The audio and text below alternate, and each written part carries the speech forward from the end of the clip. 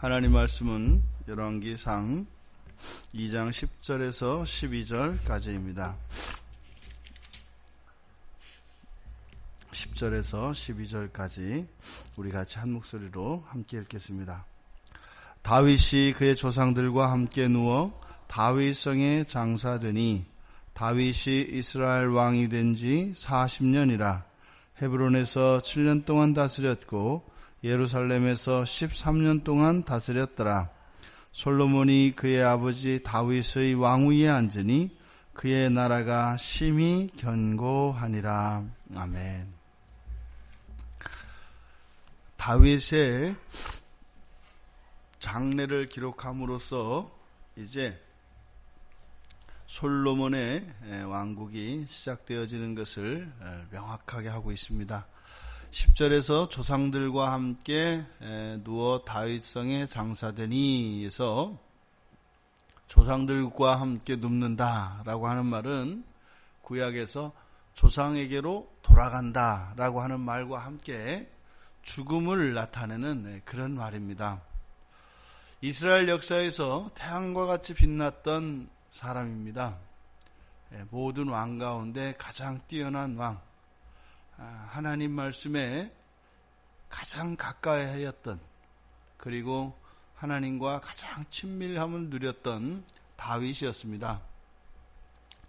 그도 결국은 인생의 법칙에서 예외는 아니고 이렇게 죽음에서 벗어날 수 없는 또 한 사람의 그러한 죄인이었음을 나타내고 있습니다. 그래서 전도서 기자가 1장 1절과 2절에서 때에 대하여, 기한에 대하여 이야기하면서 범사에 기한이 있고 천하만사가 다 때가 있나니 날 때가 있고 죽을 때가 있으며, 우리 인생은, 이 세상을 살아가는 인생은 유한한 것이고 그 기간과 그 시기가 정해져 있다라고 성경은 이야기합니다. 그런데 우리는 그것을 망각하고 살죠. 그래서 사실 우리는 우리들이 의지적으로 종말을 묵상하며 종말 이후에 영원한 삶을 준비하면서 살아가는 것이 매우 이성적인 것입니다. 그러함에도 우리는 늘 지금의 이 삶이, 이 현세에서의 삶이 계속될 것 같은 착각을 하며 살아가게 되죠. 이것이 죄의 효과입니다. 여전히 우리 안에서 그러한 오염으로 인한 우리의 사고 속에 그런 역기능이 일어나고 있는 것이죠. 지금 다윗성에 장사되었다 할 때 이 장사된 다윗의 그 무덤이 예수님 당시까지 잘 보존되어 있는 것을 우리가 사도행전 2장 29절을 보면 알 수 있습니다. 그래서 예수님 당시까지 그 다윗의 묘가 우리들에게 있지 않느냐라고 하는 예수님의 말씀에 대한 인용을 통해서 예수님 당시까지 다윗의 그 묘가 이스라엘 사람들에게 잘 보존되고 있었던 것을 알 수 있습니다. 여기서 다윗성이라고 이 이름이 붙여지게 된 이유는 이 예루살렘을 다윗이 함락시키고, 그러니까 여부스 사람들에게서 이 다윗성을, 예루살렘을 빼앗았기 때문에, 그래서 이 예루살렘을 다윗성이라고 이름을 붙이게 됩니다. 사무엘하 5장 5절에서 9절까지 보면 이 예루살렘을 다윗이 맨 처음 차지하게 되었던 그 당시의 경위에 대해서 나와 있습니다. 원래 이 예루살렘은 이렇게 보면 양쪽으로 골짜기 사이에 이렇게 위치해 있습니다. 그래서 기드론 골짜기와 두로베온 골짜기, 두 골짜기 사이에 이렇게 우뚝 솟아 있는데요. 그래서 그 우뚝 솟은 남쪽 봉우리, 여기가 이제 시온입니다. 그래서 거기를 이제 시온성이라고도 하고 다윗성이라고도 하는데, 이것은 곧 예루살렘 전체를 칭하는 말이죠. 그래서 다윗이 이 예루살렘을 정복하여서 수도로 예루살렘을 삼았기 때문에 그래서 이곳을 예루살렘을 다윗성이라고도 부릅니다. 지금 누워 다윗성에 장사되니라고 하는 이 말을 통해서 바로 이 예루살렘을 건설한 것이 다윗인 것을 밝히고 있는데, 이것은 또한 장차 이스라엘에게서 나실 메시아, 즉 다윗의 계보에서 태어날 메시아에게서 세워질 또 다른 새 예루살렘 성을 바라보게 합니다. 그래서 다윗이 세운 이 예루살렘, 그리고 다윗의 계보에서 나신 예수 그리스도를 통하여 세워질 그리고 완성되어질 새 예루살렘 성을 대조함으로써 우리가 다윗의 역사적 기여와 또 그 한계를 동시에 나타내고 있습니다. 마태복음 26장 61절과 마가복음 13장 58절을 보면 이 성전을 내가 헐고 손으로 짓지 아니한 다른 성전을 사흘 동안에 지으리라 했던 예수님의 말씀을 인용하고 있는데, 이것은 곧 예루살렘 성 전체를 무너뜨리고 다시 도시를 건설하겠다는 의미가 아니라 바로 성전이신 당신 자신의 예수님의 십자가에서 죽음과 사흘 만의 부활에 대하여 예언하신 것이죠. 그런데 이것이 단지 예언으로서만 의미가 있는 것이 아니라 장차 예수 그리스도의 재림으로 인하여 하늘에서 내려올 새 예루살렘 성, 그러니까 이 지상에 세워졌던 이 예루살렘 성은 다윗에 의해서 세워졌고 그것은 언제나 무너질 수밖에 없는 그러한 성입니다. 하지만 예수 그리스도에 의해서 세워질 새 예루살렘 성은 영원한 성이 되는 것이죠. 그리고 무너질 수 없는 성이 되는 것이죠. 마태복음 21장 9절에서도 호산나 다윗의 자손이여 라고 사람들이 예수 그리스도를 통하여 세워질 바로 새 예루살렘 성에 대한 기대를 밝히고 있습니다. 그런데 예수님께서 오셔서 이 새 예루살렘 성을 지으시고 완성시키시기 전까지 이 성전은 우리들 성도들의 마음속에 성전이 있으므로 그 성전이 다시 오시는 그리스도를 통해서 이 각자 개인화되어 있는 그 성전이 왕이신 예수 그리스도, 머리 되신 예수 그리스도의 재림으로 말미암아 완전한 한 몸이 되어서 하나님의 백성들이 거하는 온 우주가 새 예루살렘 성을 이루게 됩니다.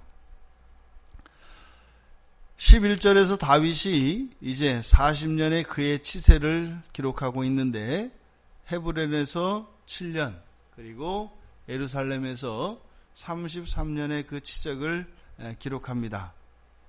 이것은 이 세상에 태어나 이 세상을 살다가 이 세상을 떠나는 모든 사람들의 삶이 다윗의 이러한 치세뿐만 아니라 우리들의 하나님 나라 새 예루살렘 성에 대한 기여, 이 기여에 대하여 분명히 기록될 것을 또한 우리들에게 교훈하고 있습니다. 우리 그리스도인들 또 이 세상에 태어난 모든 사람들의 인생은 그저 지나가는 인생이 아니지요. 흘러가는 과거가 아니지요. 반드시 우리의 전생에는 기록될 것이고 기억될 것입니다.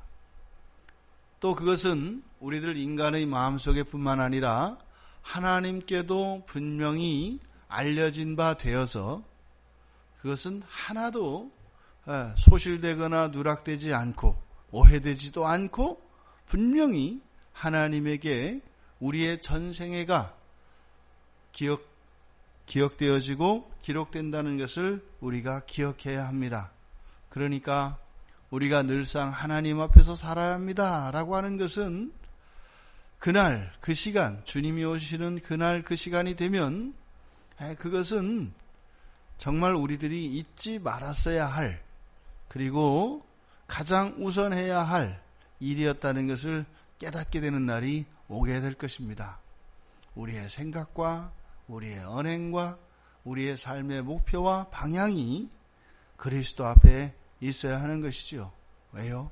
그 모든 것들은 반드시 기록될 것이기 때문입니다. 이제 다윗의 뒤를 이어 솔로몬이 왕위에 앉았다라고 이야기하고 그의 나라가 심히 견고하니라. 이제는 이 나라가 솔로몬에게 계승되어집니다. 다윗성이라 이름 지어진 이 이스라엘이 이제 솔로몬에 의해서 다스려지고 솔로몬의 이름으로 그 나라가 불리워집니다. 여기서는 솔로몬이 그 견고한 그의 나라가 아버지 다윗으로부터 계승되어진 것임을 밝히고 있습니다. 그러니까 다윗이 죽고 난 뒤에 솔로몬이 누렸던 이 왕국의 번영과 그 기초가, 견고함의 기초가 바로 아버지 다윗에게 있음을 밝히고 있는데, 이것은 인생은 무상합니다. 그래서 다윗의 장래에 대해서 거론하고 있지만 지금 12절에서는 그 나라의 견고함으로 해서 다윗 한 개인과 그 나라 예루살렘 성, 더 나아가 그 나라를 대조시키고 있는 것을 보게 됩니다. 인생은 무상합니다. 하지만 하나님 나라는 영원하고 날마다 더 견고해져 가는 것이죠. 그러니까 우리가 한 개인으로서 살아가고 개인으로서 존재할 것이 아니라 그의 나라로서 살아가며 그의 나라로서 존속되어야 하는 것이지요. 그러니 주님께서 먼저 그의 나라와 의를 위하여 구하라고 하는 것은 우리들보다 하나님 나라가 우선한다, 이런 의미이기보다는 우리의 인생이 어떻게 살아가는 것이 그것이 참된 것이고 더 가치 있는 것인 것을 가르쳐 주신 것이라 할 수 있겠습니다. 쇠락할 수밖에 없는 우리 인생, 쇠락할 수밖에 없는 이 세상 나라가 아니라 불멸의 나라를 위하여 살아가는 불멸의 백성으로서 살아내기를 축원합니다. 다윗의 죽음과 이 하나님 나라의 대조를 통해서 주시는 이러한 교훈이 우리의 삶의 방향성이 하나님께로 조금 더 가까워지기를 바랍니다. 여전히 우리는 세상을 버타여 살고 세상을 향하여 살아가고자 하는 우리의 악한 본성이 우리들 안에 있음을 우리가 잊지 말아야 할 것입니다. 그래서 우리의 자아를 부인하고 우리의 정욕으로부터 거룩한 하나님이 주시는 그 뜻을 알아 날마다 하나님을 알아감으로써 우리의 성향을